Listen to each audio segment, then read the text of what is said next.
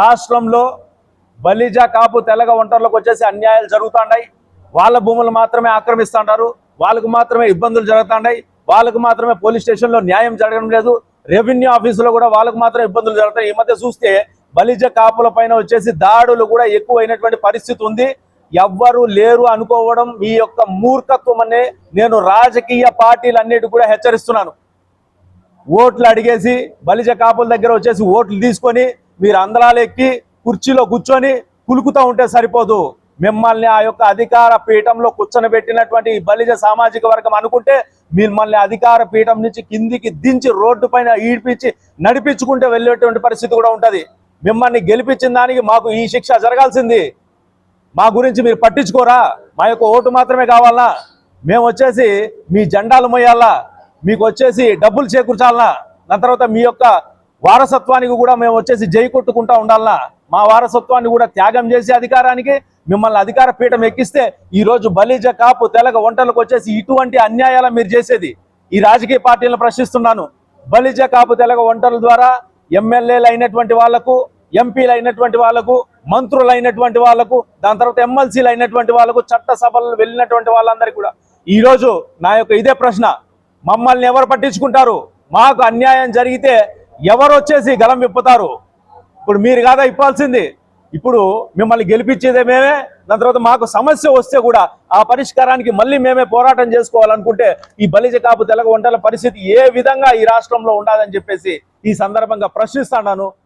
నంద్యాల పట్టణంలో మన royal peoples front Balija కాపు తెలగ ఒంటరికి సంబంధించినటువంటి ఏదైతే జాతీయ సంస్థ నేషనల్ ఆర్గనైజేషన్ ఉందో దాని తరపున ఇక్కడికి రావడం జరిగింది.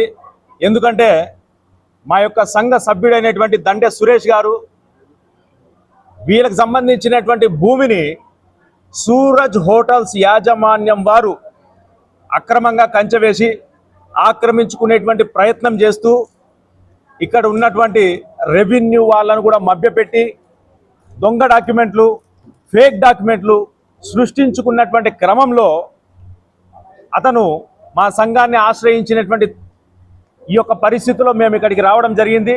ఆయనకు అండగా నిలబడి ఆయన యొక్క భూమిని తిరిగి ఆయనకు చేర్చేంత వరకు మా యొక్క పోరాటం అనేది ఖచ్చితంగా కొనసాగుతుందని చెప్పేసి ఈరోజు పత్రిక విలేకరుల యొక్క మీ ముందు రాయల్ పీపుల్స్ ఫ్రంట్ జాతీయ అధ్యక్షుడైనటువంటి నేను రెడ్డి శేఖర్ రాయల్ వచ్చేసి ఈరోజు ఇక్కడ ఉద్ఘాటించడం జరుగుతుంది. ఖచ్చితంగా అయితే పోరాటం అనేది చాలా తీవ్రంగా ఉంటుంది. ఇదైతే జస్ట్ ట్రైలర్ మాత్రమే.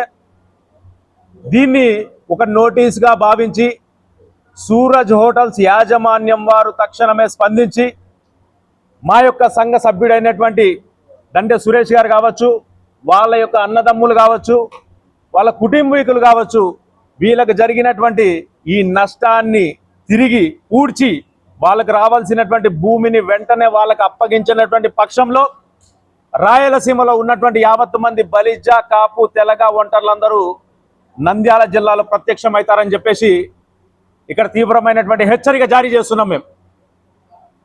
మాకు ఈ విషయం తెలిసినటువంటి వెంటనే పూర్వపరాలన్నీ పరిశీలించి దాని తర్వాతనే మేము నిర్ణయం తీసుకోవడం జరుగుతుంది. బలిజలు ఎప్పుడు కానీ అన్యాయంగా ఎవరి జోలికి వెళ్ళరు, ఎవరి భూములను ఆక్రమించుకోరు. మాకు అటువంటి చరిత్ర మా వంశంలోనే లేదు. నాటి విజయనగర సామ్రాజ్యం నుంచి నేటి వరకు కూడా 10 మందిని ఆదుకునేటువంటి కులం ఇదే, కానీ ఎవరిని అన్యాయంగా వచ్చేసి అన్యాయానికి గురి చేసి వాళ్ళ భూములు లాక్కొని వాళ్ళ డబ్బులు లాక్కునేటువంటి పరిస్థితి ఎక్కడగా లేదు అని చెప్పేసి మరొకసారి ఉద్ఘాటిస్తూ ఈ యొక్క విషయాన్ని పత్రికేయుల యొక్క తెలియాల్సినటువంటి విషయం ఏంటంటే ఈ పుసులూరు గ్రామానికి చెందినటువంటి దండే శేషయ్య అంటే మొదటి ఆయన అన్నమాట, వాళ్ళ వారసులకు చెందినటువంటి సర్వే నంబర్ 32 దానికి చెందినటువంటి 2.23 ఎకరాల అదే గ్రామానికి చెందినటువంటి ముక్కెర రామసుబ్బారెడ్డి ఆయన ఏం చేస్తున్నాడంటే దీన్ని లీజుకు తీసుకుంటా అన్నాడు. వీళ్ళ దగ్గర లీజుకు తీసుకుంటూ కొంతకాలం తర్వాత లీజ్ డబ్బులు అడిగిన తర్వాత ఆయన చేసినటువంటి నిర్వాహకం ఏంద్ర అంటే తప్పుడు పత్రాలను సృష్టించి ఆ భూమిని ఆక్రమించి ఆ భూమికి కంచె వేయడం జరిగింది. దాని తర్వాత రెవెన్యూ వాళ్ళతో వీళ్ళందరితో మింగిలయ్యి దొంగ పత్రాలన్నింటినీ ఈయన సృష్టించడం జరిగింది. 1996లో దండే శేషయ్య వారసులకు వచ్చేసి పాస్బుక్లు అనేటువంటి కేటాయించడం జరిగింది. వాటిని కూడా మీ ముందర మేము ఉంచుతున్నాం. దాని తర్వాత 2020 వరకు కూడా వీళ్లకు ఆయన ఎవరైతే ముక్కిర రామసుబ్బారెడ్డి అనేటువంటి వ్యక్తి ఉన్నాడో ఆయన ఏం చేసినాడంటే వీళ్ళకు అదే లీజుకు సంబంధించినటువంటి గుత్త చెల్లిస్తా రావడం జరిగింది. 2020లో గుత్త డబ్బులు అడిగితే దాని తర్వాత ముక్కిర రామసుబ్బారెడ్డి దాని తర్వాత కొడుకులు పొలం మాది, మీ తండ్రి గారు 5 మంది 2000లో మాకు వచ్చేసి రిజిస్టర్ చేశారని చెప్పేసి తప్పుడు పత్రాలను సృష్టించి చూపించి వీళ్ళని ఇబ్బంది పెట్టి వీళ్ళని భయభ్రాంతులకు గురి చేసి వీళ్ళకు వార్నింగ్లు ఇచ్చి దాని తర్వాత ఇక్కడ ఉన్నటువంటి వ్యవస్థలన్నింటినీ డబ్బులతో మేనేజ్ చేసి వాళ్ళు ఈ విధంగా తప్పుడు వ్యవహారాలన్నీ నడపడం జరిగింది.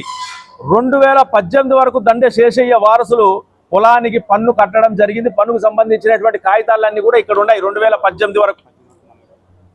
వీరికి ఆన్లైన్లో కూడా 70 సెంట్స్ 70 సెంట్లకు సంబంధించి ఇప్పటి వరకు కూడా ఆన్లైన్లో చూపిస్తూ ఉంది.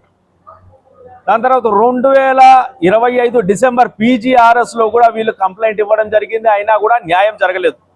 MRO గారు వచ్చేసి ఒక తప్పుడు రిపోర్ట్ ఇచ్చి ఇన్ఫ్లుయెన్స్ అయినారని చెప్పేసి మా దృష్టికి రావడం జరిగింది. వీళ్ళు కూడా అదే విషయం చెప్తున్నారు. MRO గారు వచ్చేసి ఇక్కడ తప్పుడు పత్రాలను సృష్టించడంలో వాళ్ళు వచ్చేసి వాళ్ళ యొక్క పాత్ర ఉంది అని చెప్పేసి వీళ్ళు అనుమానం వ్యక్తం చేస్తున్నారు. దానికి సంబంధించి మేము జిల్లా బాధితులకు వచ్చేసి న్యాయం జరిగేంత వరకు మేము వచ్చేసి ఖచ్చితంగా పోరాటం చేసి బాధితుల తరఫున నిలబడతామని చెప్పేసి ఈ సందర్భంగా మీ అందరికి తెలియజేస్తూ జిల్లా రిజిస్టర్ కూడా వారి యొక్క తప్పుడు రిజిస్ట్రేషన్ సమర్థిస్తూ అదే సర్వే నంబర్లో పొలం ఉన్నట్లు రిపోర్ట్ ఇస్తున్నారంటే విషయం అనేది ఎంతవరకు వచ్చిందో మీరు గమనించుకోవచ్చు. అంటే మనం వచ్చేసి పెద్ద స్థాయిలో ఉన్నటువంటి వ్యక్తులు ఏ విధంగానైనా కానీ వ్యవస్థలను ఇన్ఫ్లుయెన్స్ చేసి వీళ్ళు పేద బలిజలు వీళ్ళకు వచ్చేసి ఇంత అన్యాయంగా ఇటువంటి తప్పుడు తీర్పులు ఇస్తూ ఉంటే చూడడానికి చూసి గమ్మున ఉండడానికి ఎవ్వరూ లేరు అని చెప్పేసి మీరు అనుకోవద్దండి. వీళ్ళ వెనకాల యావత్ రాష్ట్రంలో ఉన్నటువంటి బలిజ కాపు తెలగ ఒంటరి ప్రజలు మొత్తం ఉన్నారు. ఆయన కూడా రాయల్ పీపుల్స్ ఫ్రంట్ అనేటువంటి సంఘంలో యొక్క సభ్యుడు గత కొన్ని సంవత్సరాల నుంచి. ఇక్కడ కూడా ఈ కర్నూలు కావచ్చు నంద్యాల కావచ్చు ఇక్కడ కూడా చాలా మంది మా యొక్క రాయల్ పీపుల్స్ ఫ్రంట్ సంబంధించినటువంటి కార్యకర్తలు చాలా మంది ఉన్నారు. పోరాటం అనేది చాలా ఉధృతంగా ఉంటుంది. బాధితునికి తక్షణమే న్యాయం జరగకపోతే ఇక్కడ నంద్యాలలో వచ్చేసి 50 మంది రాష్ట్రంలో ఉన్నటువంటి బలిజ కాపు తెలగ ఒంటర్లందరూ కూడా ఇక్కడ ప్రత్యక్షం అవుతారు. న్యాయం జరిగేంత వరకు ఇక్కడ ఉంటారు. ఈ మధ్య మనం చూసుకుంటా ఉంటే ఎక్కడ చూడండి ఇక్కడనే కాదు రాష్ట్రంలో బలిజ కాపు తెలగ ఒంటర్లకు వచ్చేసి అన్యాయాలు జరుగుతున్నాయి. వాళ్ళ భూములు మాత్రమే ఆక్రమిస్తుంటారు, వాళ్ళకు మాత్రమే ఇబ్బందులు జరుగుతున్నాయి, వాళ్ళకు మాత్రమే పోలీస్ స్టేషన్లో న్యాయం జరగడం లేదు, రెవెన్యూ ఆఫీసులో కూడా వాళ్ళకు మాత్రం ఇబ్బందులు జరుగుతాయి. ఈ మధ్య చూస్తే బలిజ కాపుల పైన వచ్చేసి దాడులు కూడా ఎక్కువైనటువంటి పరిస్థితి ఉంది. ఎవ్వరు లేరు అనుకోవడం మీ యొక్క మూర్ఖత్వం అనే నేను రాజకీయ పార్టీలన్నిటి కూడా హెచ్చరిస్తున్నాను. ఓట్లు అడిగేసి బలిజ కాపుల దగ్గర వచ్చేసి ఓట్లు తీసుకొని మీరు అందలాలు ఎక్కి కుర్చీలో కూర్చొని కులుకుతూ ఉంటే సరిపోదు. మిమ్మల్ని ఆ యొక్క అధికార పీఠంలో కూర్చొనబెట్టినటువంటి బలిజ సామాజిక వర్గం అనుకుంటే మిమ్మల్ని అధికార పీఠం నుంచి కిందికి దించి రోడ్డు పైన ఈడ్పించి నడిపించుకుంటే వెళ్ళేటువంటి పరిస్థితి కూడా ఉంటుంది. మిమ్మల్ని గెలిపించిన దానికి మాకు ఈ శిక్ష జరగాల్సింది. మా గురించి మీరు పట్టించుకోరా? మా యొక్క ఓటు మాత్రమే కావాలనా? మేము వచ్చేసి మీ జెండాలు మోయాలా? మీకు వచ్చేసి డబ్బులు చేకూర్చాలనా? దాని తర్వాత మీ యొక్క వారసత్వానికి కూడా మేము వచ్చేసి జై కొట్టుకుంటా ఉండాలనా? మా వారసత్వాన్ని కూడా త్యాగం చేసి అధికారానికి మిమ్మల్ని అధికార పీఠం ఎక్కిస్తే ఈరోజు బలిజ కాపు తెలగ ఒంటలకు వచ్చేసి ఇటువంటి అన్యాయాల మీరు చేసేది. ఈ రాజకీయ పార్టీలను ప్రశ్నిస్తున్నాను. బలిజ కాపు తెలగ ఒంటల ద్వారా ఎమ్మెల్యేలు అయినటువంటి వాళ్లకు, ఎంపీలు అయినటువంటి వాళ్లకు, మంత్రులు అయినటువంటి వాళ్లకు, దాని తర్వాత ఎమ్మెల్సీలు అయినటువంటి వాళ్లకు, చట్టసభలు వెళ్ళినటువంటి వాళ్ళందరికీ కూడా ఈరోజు నా యొక్క ఇదే ప్రశ్న, మమ్మల్ని ఎవరు పట్టించుకుంటారు? మాకు అన్యాయం జరిగితే ఎవరు వచ్చేసి గలం విప్పుతారు? ఇప్పుడు మీరు కాదా ఇప్పాల్సింది? ఇప్పుడు మిమ్మల్ని గెలిపించేదే మేమే. దాని తర్వాత మాకు సమస్య వస్తే కూడా ఆ పరిష్కారానికి మళ్ళీ మేమే పోరాటం చేసుకోవాలనుకుంటే ఈ బలిజ కాపు తెలగ ఒంటల పరిస్థితి ఏ విధంగా ఈ రాష్ట్రంలో ఉండాలని చెప్పేసి ఈ సందర్భంగా ప్రశ్నిస్తున్నాను. నా తర్వాత తక్షణమే బాధితునికి మా యొక్క సంఘ సభ్యుడైనటువంటి దండే సురేష్కి వచ్చేసి న్యాయం చెయ్యాలని చెప్పేసి సంబంధించినటువంటి వ్యవస్థలను అధికారులను కూడా నేను వచ్చేసి ఇక్కడి నుంచి మీకు అల్టిమేటం జారీ చేస్తున్నాను. న్యాయం జరగకపోతే మాత్రము పర్యవసానం చాలా తీవ్రంగా ఉంటుంది. చట్ట ప్రకారం మాత్రమే కాదు, మేము ప్రజా ఉద్యమాలు ఏవేవి చేయాలో అవన్నీ చేస్తామని చెప్పేసి ఈ సందర్భంగా మీ అందరికీ హెచ్చరిస్తూ. మీడియా అన్న గారికి నమస్కారము. మాది పుస్లూరు గ్రామము. మా అబ్బగారి పేరు వచ్చేసి దండకరి శేషయ్య. ఆయనకు వచ్చేసి 5 మంది సంతానము, మగ సంతానం 5 మంది. ఆయన వారసత్వంగా మాకు వస్తున్న భూమి వచ్చేసి 32 సర్వే నంబర్లో 2 ఎకరాల పొలం మాది. దాంట్లో మా నాన్నగారు ఎవరే కానీ 5 మంది కలిసి రిజిస్టర్ చేసి ఇవ్వలేదు. వాళ్ళేమో 5 మంది కలిసి రిజిస్టర్ చేసి ఇచ్చారని చెప్పేసి దొంగ డాక్యుమెంటు మాకు చూపించడం జరిగింది. ఈ దొంగ డాక్యుమెంట్ చూపించడం జరిగింది. దీంట్లో ఎటువంటి అధికారమైన ప్రూఫ్స్ అయితే లేవు. ఇంకోటి మాకు 2 ఎకరాల పొలము ఉండగా దాన్ని వాళ్ళు రిజిస్టర్ చేయించుకునేది 1 ఎకరా 43 సెంట్లు మాత్రమే రిజిస్టర్ చేయించుకున్నారు. ఇప్పటికి కూడా 70 సెంట్లు ఆన్లైన్లో ఉంది. మా నాన్నగారి పేరు మీద, మా చిన్నమ్మ గారి పేరు మీద ఆన్లైన్లో ఉంది. అదిపై మేము అడగగా ఏట్లోకి పోయింది, అది దాంట్లో పోయింది, దీంట్లో పోయింది చెప్పి వాళ్ళు మమ్మల్ని మాకు చెప్పడం జరిగింది. ఎంఆర్ఓ మేడంను కూడా మేము అప్రోచ్ కావడం జరిగింది. దాంట్లో పెట్టడం జరిగితే కనుక మేడం కూడా మీకే ఉంది, మీకే వస్తుంది, ఆన్లైన్లో మొత్తం ఉందని చెప్పేసి విఆర్ఓ మనోహర్ గారిని కూడా ఈ డాక్యుమెంట్లో ఎవరైతే సాక్షిగా ఆదిశేషయ్యని చేశారో అతన్ని కూడా విచారణకు ఎంఆర్ఓ మేడం గారు పంపించారు. ఆ ఆడియో వీడియో మొత్తం మా దగ్గర ఉన్నది. మేము విఆర్ఓ మనోహర్ పై అడగగా నేను ఆ రిజిస్టర్ నేను ఇన్వాల్వ్ కాలేదు, నేను పోలేదు, నా సమక్షంలో జరగలేదు అని చెప్పి విఆర్ఓ మనోహర్ సమక్షంలో చెప్పడం జరిగింది. అదే విషయము ఎంఆర్ఓ మేడంకి చెప్పినాడు. చెప్తే కనుక సరే మీకే వస్తుంది, దొంగ రిజిస్టర్ జరిగిందని చెప్పి ఒక 3 నెలలు 4 నెలలు మాకు వాయిదా చేసి మాకు ఎటువంటి ఇన్ఫర్మేషన్ లేకుండా లాస్ట్న మీరు ఏట్లో పోయిందని చెప్పి వాళ్ళకే ఫేవర్గా మాకు రిపోర్ట్ ఇచ్చింది. వాళ్ళకి ఫేవర్గా రిపోర్ట్ ఇచ్చేసింది. మీకు ఏం లేదు, మీరు కోర్టు పోండి అంటుంది. కనీసం మేడం 70 సెంట్లు మా పేరు మీద ఉంది కదా, అదే ఇవన్నీ ఎల్పీ నెంబర్లు కూడా ఉన్నాయి కదా. 2023లో మాకు వైసీపీ గవర్నమెంట్లో పాస్బుక్లు కొత్తగా వచ్చినాయి, దాంట్లో కూడా మాకు ఉంది. ఇప్పుడు కూడా ఆన్లైన్లో ఉంది. ఇప్పుడు చంద్రబాబు నాయుడు గవర్నమెంట్లో కూడా మీకు ఆన్లైన్లో ఉంది. మాకు అది కూడా మాకు వచ్చింది. ఆ 70 సెంట్ల వరకన్నా మాకు రిజిస్టర్ మాకు దాన్ని కొలితేసి ఇవ్వండి అంటే మీకు అసలు లేదని ఎంఆర్ఓ మేడం కూడా చెప్పడం జరిగిందండి. జిల్లా రిజిస్టర్ గారికి కూడా మేము మా నాన్నగారివి కాదు వీరి సంతకాలు ఏలుముద్దర్లు. ఇప్పుడు మా నాన్నగారు 5 మందిలో 2 చనిపోయినారు, 3 బతికే ఉన్నారు. ఆ 3 ఏలుముద్దర్లు తీసుకొని ఫోరెన్సిక్ పంపించి మాకు న్యాయం చేయాలని చెప్పి జిల్లా రిజిస్టర్ గారు కూడా రిక్వెస్ట్ చేయడం జరిగింది. వాళ్ళు కూడా ఒక 4 నెలలు గోప్యంగా పెట్టి మీరు ఎల్పీ నెంబర్లు కూడా మీకు వచ్చినాయి, మీకు ఎట్లా లేదు, మీరు కోర్టుకు పోవాలని చెప్పి వాళ్ళు కూడా చెప్పారు. మేము కోర్టుకు పోయేంత స్తోమత మా దగ్గర లేదు. కాబట్టి మా కులసులైనా, మా రాష్ట్ర అధ్యక్షులైనా, మా పెద్దాయనను మేము కలవడం జరిగింది. మాకు సపోర్ట్గా పెద్దాయన మాకు నిలబడడం జరుగుతుంది.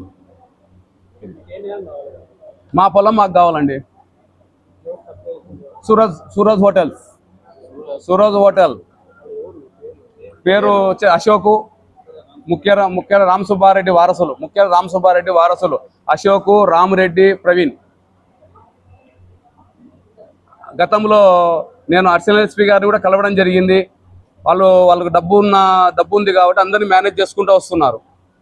టోటల్గా మేనేజ్ చేస్తున్నారండి వాళ్ళు. మా దగ్గర డబ్బు లేదు కాబట్టి మేము వెనకబడుతున్నాము. తర్వాత మా అశ్వత్థామ ఆధ్వర్యంలో మేము మా పెద్దాయనను కలవడం జరిగింది.